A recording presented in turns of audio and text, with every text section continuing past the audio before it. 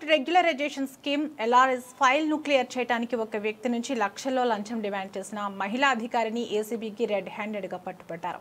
Narsingi municipal కార్యాలయంలో జరిగిన ఈ ఘటన స్థానికంగా కలకలం రేపింది. మంచిరేవుల గ్రామానికి చెందిన వినోద్ అనే వ్యక్తి తన ఫ్లాట్కు సంబంధించిన ఎల్ఆర్ఎస్ అనుమతి కోసం నార్సింగ్ మున్సిపల్ కార్యాలయంలో దరఖాస్తు చేసుకున్నారు. ఈ ఫైల్ను పరిశీలించిన టౌన్ ప్లానింగ్ అధికారిని మణిహారిక దానిని క్లియర్ చేయాలంటే 10 లక్షల రూపాయలు లంచంగా ఇవ్వాలని డిమాండ్ చేశారు. అంత పెద్ద మొత్తంలో లంచం ఇవ్వడం ఇష్టం లేని బాధితుడు వినోద్ నేరుగా ఏసీబీని ఆశ్రయించారు. ఆయన ఫిర్యాదు మేరకు రంగంలోకి దిగిన ఏసీబీ అధికారులు పక్కా ప్రణాళికతో బలపన్నారు. వినోద్ 4 లక్షల రూపాయల నగదును మణిహారికకు ఆమె కార్యాలయంలోనే అందజేస్తున్న సమయంలో అక్కడే మాటు వేసిన ఏసీబీ అధికారులు ఆమెను రెడ్ హ్యాండెడ్గా పట్టుకున్నారు.